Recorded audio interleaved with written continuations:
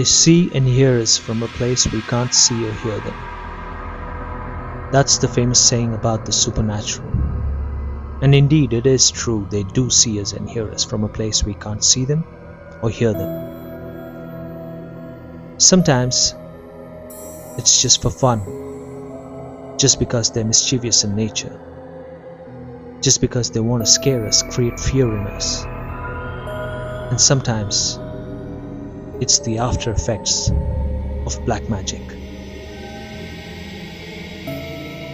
Most of these incidents are true horror stories, true horror events that people have experienced firsthand.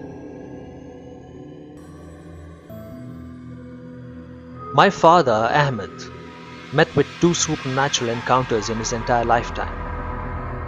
The first one was in the haunted school. If you haven't listened to the incident that occurred in the haunted school, which is a rare jinn sighting, then you must.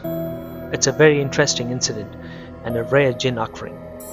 However, this particular sighting is even more scarier than the first one.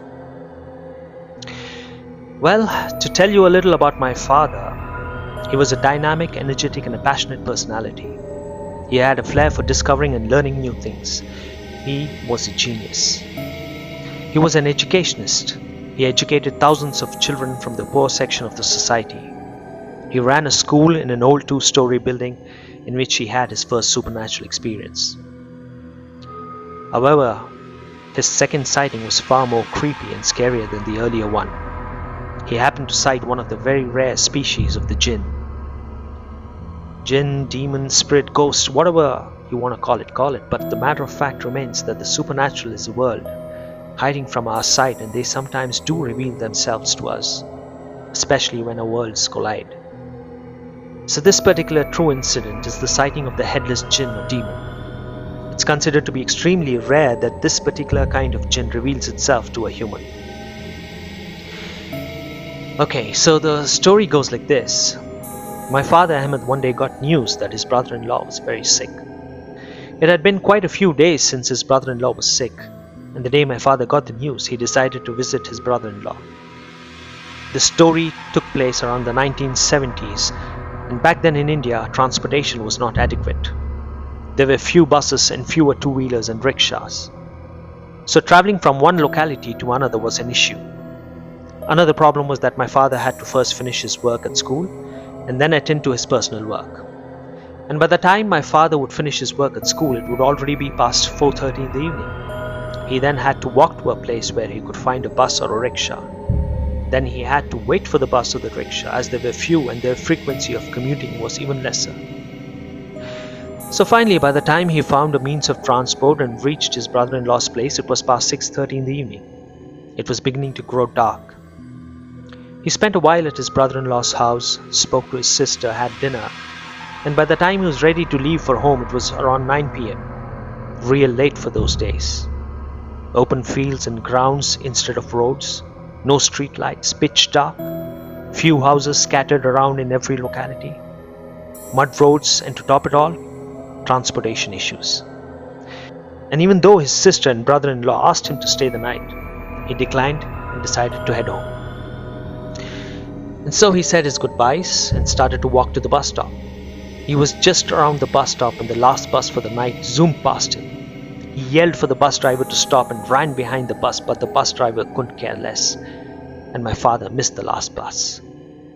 He was now standing in the pitch dark night on a mud road with no one around, thinking about the two options he had: go back to his brother-in-law's house or walk home. Smart guy that he was, he decided on the latter and started to walk back to his house, which was about 7 miles or 10 kilometers away.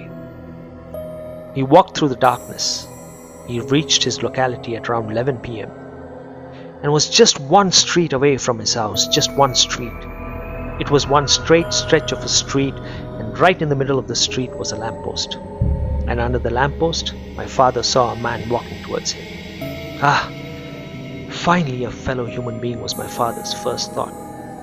He thought to himself that by the time the man crosses him, he should cover as much distance as possible, and so he started walking faster. He walked and he walked and he walked, but the man never crossed him, even though my father was now close to the lamppost. Wondering, he lifted his head towards the lamppost. He saw that the man had been spot walking all this while right under the lamppost. He had not moved an inch from under the lamppost. My father looked closely. The man was wearing a white gown with a hood. There was no head. The man neither had hands or feet. It was just the gown, and there were bloodstains on his chest. In that moment, my father lost it, and at once sprinted across the man, running top speed towards his house, which was right at the end of the street. He jumped across the 6 feet compound wall and fell on the other side. He ended up with high fever for the next 4 or 5 days, which is very common when you have a sighting. He had sighted the rarest kind of the supernatural. This is also a true incident, like the incident my father had in the haunted school.